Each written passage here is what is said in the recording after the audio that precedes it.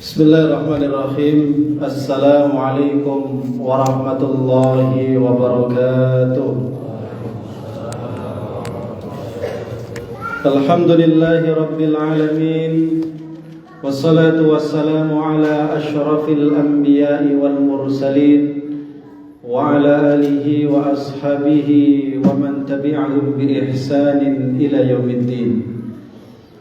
Amma ba'du, rabbi syrah li sadri wa yassir li amri wahlul 'uqdatam min lisani yafqahu qawli. Ya muqallibal qulub thabbit qulubana ala dinik. Ya musarrifal qulub sarrif qulubana ala ta'atik. Ma'asyiral muslimin, Bapak Ibu jamaah salat tarawih yang dimuliakan Allah Subhanahu wa taala. Alhamdulillah, tentu hanya kalimat pujian yang terindah yang bisa kita lantunkan sebagai bentuk syukur kita kepada Allah Subhanahu wa taala atas limpahan nikmat dan karunia-Nya yang diberikan kepada kita, baik nikmat yang zahir ataupun nikmat yang batin. Karena dengan kedua nikmat itulah kemaslahatan hidup kita di dunia sekaligus juga di akhirat insyaallah mencapai puncak kebahagiaannya. Karena itu kita juga memahami bahwa dimampukannya kita mengisi hari-hari kita di bulan Ramadan dengan puasa di siang hari, tarawih di malam hari, memperbanyak tadarus Al-Quran, bersedekah, serta berbagai macam banyak amal-amal kebaikan lainnya. Semua itu tidak lain merupakan bentuk hidayah dan taufik dari Allah kepada kita, menandakan bahwa Allah menginginkan kita semua menjadi orang yang baik. Karena Rasulullah SAW bersabda, "Idza aradallahu bi'abdin khairan ista'malah." Jika Allah menghendaki kebaikan untuk seorang hamba, maka Allah pekerjakan dia. Kaifa yasta'miluhu ya Rasulullah? Para sahabat bertanya, maksudnya bagaimana ya Rasulullah? Bagaimana Allah mempekerjakan hambanya? Maka Rasulullah pun menjawab, yuwaffiquhu li'amalin salih hatta ja'al maut, atau kama qala Rasulullah sallallahu alaihi wasallam. Allah berikan kepadanya taufik, dimudahkan hamba itu melakukan amal saleh, amal kebaikan sampai kematian menjemputnya. Sehingga apa yang terjadi? Orang ini akan disibukkan siang malamnya dengan kebaikan, dengan ketaatan sampai maut menjemputnya, maka dia pun mati dalam keadaan husnul khatimah. Kita bersyukur kepada Allah sekarang malam ke-28.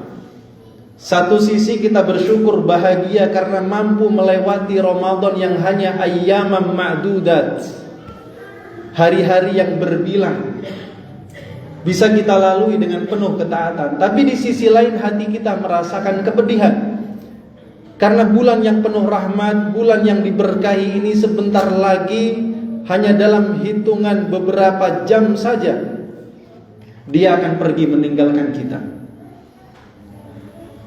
Wahai hamba-hamba Allah yang menginginkan kemuliaan dan keutamaan bulan Ramadan, khususnya keutamaan malam Lailatul Qadar, satu doa yang diajarkan Rasulullah kepada kita, yang pada awalnya diajarkan kepada ibunda kita Aisyah radhiyallahu anha, ya Rasulullah, kalau aku mendapati Lailatul Qadar, apa yang aku baca?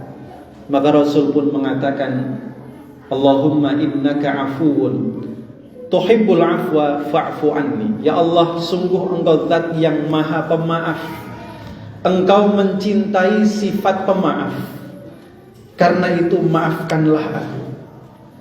Siapa di antara kita yang tidak berharap maaf dari Allah? Siapa di antara kita yang tidak menginginkan kata maaf dari orang-orang yang kita cintai? Siapa di antara kita yang tidak menginginkan kata maaf dari orang-orang yang secara sadar kita pernah berbuat salah kepadanya? kita semua mendambakan kata maaf. Ma'asyiral muslimin jamaah rahimakumullah. Meminta maaf mungkin pekerjaan yang cukup mudah, tetapi memberikan maaf adalah sifat yang jauh lebih mulia. Karena itu bulan Ramadan ini, ma'asyiral muslimin jamaah rahimakumullah, marilah kita sempurnakan dengan menjadi pribadi yang pemaaf. Sebagaimana dalam teks hadis atau teks doa tadi, dengan kalimat yang sangat indah Rasul mengajarkan kita untuk merayu merengek kepada Allah, meminta ampun dan maaf kepadanya.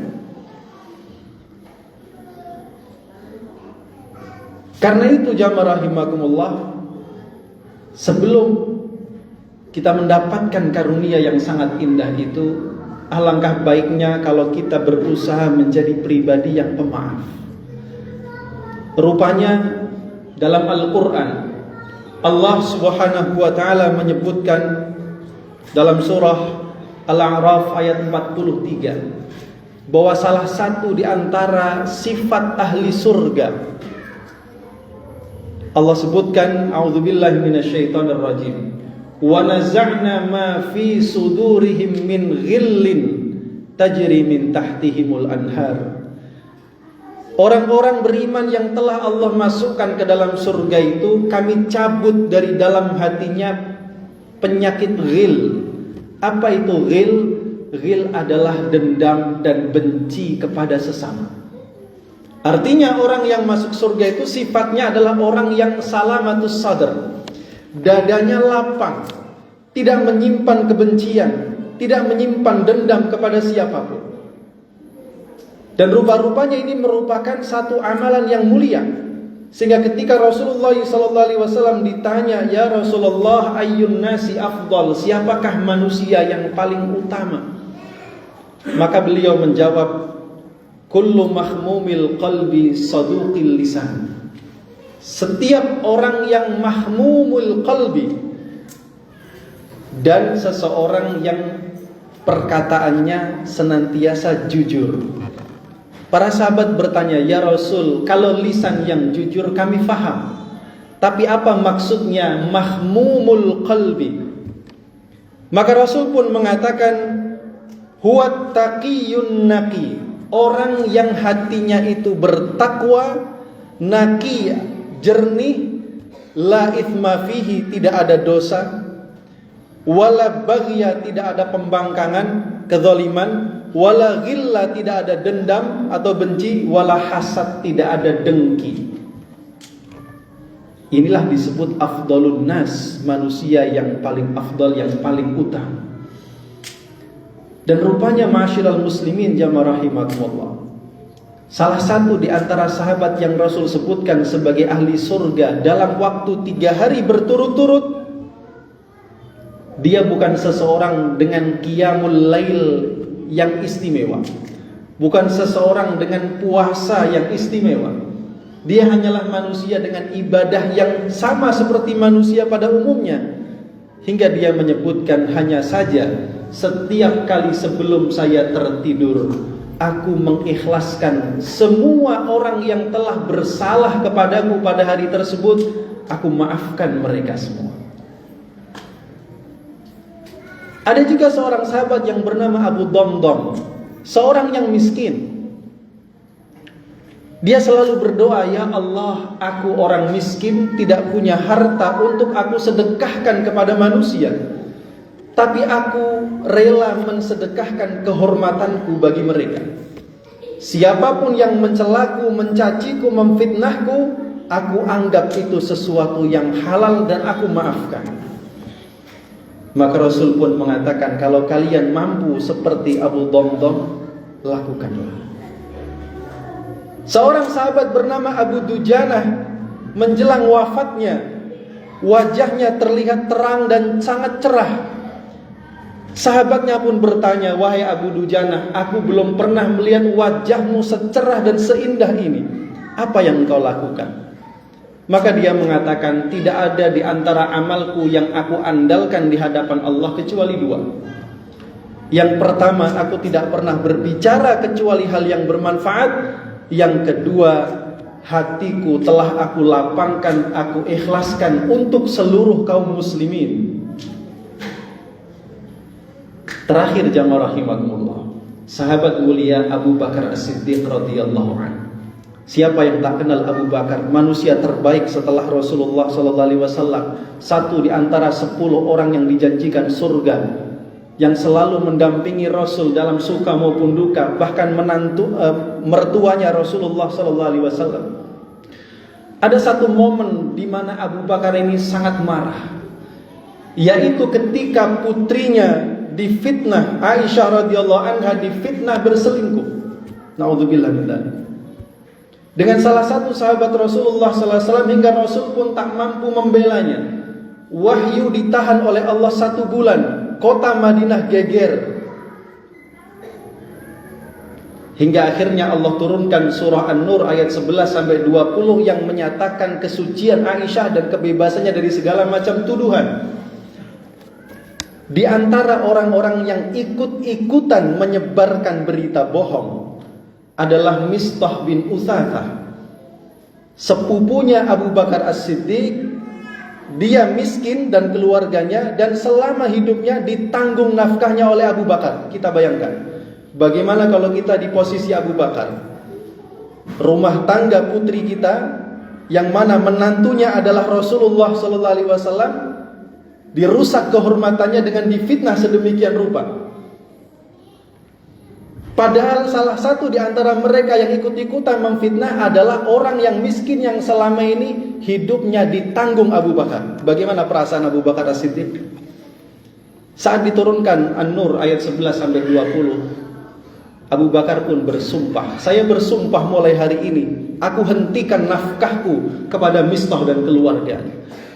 Kalau kita mengetahui latar belakang cerita ini, kita pasti akan mengatakan itu respon yang sangat wajar. Bahkan disebut kemarahan yang cukup sederhana, karena dia sama sekali tidak mengangkat senjata untuk kemudian menyerang Mistah. Dia hanya mengatakan, saya bersumpah saya hentikan nafkahku kepada Mistah dan keluarganya. Tapi ma'asyiral muslimin jamaah rahimakumullah, demikianlah Allah menginginkan Abu Bakar itu diinginkan Allah supaya selalu menjadi manusia yang mulia. Karena sumpahnya itu justru Allah menegurnya. Allah turunkan surah An-Nur ayat 22. Allah berfirman, a'udzubillahi minasyaitonirrajim. Wala ya'tali ulul fadli minkum was-sa'ati ayyutu ulil qurba wal masakin wal muhajirin fi sabilillah wal ya'fu wal yasfahu. Hendaknya orang-orang yang Allah berikan kelebihan dan keluasan rizki, janganlah dia bersumpah untuk tidak memberikan bantuan dan nafkahnya kepada orang-orang yang menjadi kerabatnya, orang-orang miskin, orang-orang yang berhijrah di jalan Allah. Wal ya'fu, hendaknya dia memaafkan. Wal yasfahu, hendaknya berlapang dada. Ini perintah Allah. Lalu supaya muncul kesadaran untuk mau memaafkan dan berlapang dada, Allah pun merayunya. Ala tuhibbuna ayyaghfirallahu lakum? Tidakkah engkau suka kalau Allah mengampuni dosa kalian? Wallahu ghafurur rahim. Allah Maha Pengampun lagi Maha Penyayang. Ketika turun ayat ini jamaah rahimakumullah, dibacakan kepada Abu Bakar As-Siddiq, dia pun menangis. Dia berkata, ya Allah, aku cabut kembali sumpahku. Aku kembalikan nafkahku kepada Mistah dan keluarganya, karena aku ingin agar engkau mengampuni dosaku, maka aku pun memaafkan kesalahan Mistah. Ma'asyiral muslimin jamaah rahimakumullah. Inilah kesempurnaan pribadi seorang muslim. Dia tidak hanya pemberani di medan perjuangan, dia tidak hanya lantang menyuarakan kebenaran, tapi dia juga orang yang sangat penyayang dan memiliki dada yang sangat lapang untuk memaafkan kesalahan manusia sebesar apapun kepadanya. Karena dia selalu menginginkan ampunan dari Allah, maka dia pun belajar memaafkan orang lain yang telah bersalah kepadanya. Dengan itu mudah-mudahan apa yang kita baca pada hari-hari 10 terakhir ini Allahumma innaka afuwun tuhibbul afwa fa'fu anni. Ya Allah, Engkau adalah zat yang pemaaf, mencintai sifat pemaaf, karena itu maafkanlah aku. Semoga kita meraih keutamaan malam Lailatul Qadar, mendapatkan ampunan Allah, dibebaskan diri kita dari api neraka, dan kelak dimasukkan ke dalam surganya insyaallah. Amin ya rabbal alamin. Terima kasih, kurang lebihnya mohon dimaafkan. Wallahul muwaffiq ila aqwamit thoriq. Assalamualaikum warahmatullahi wabarakatuh.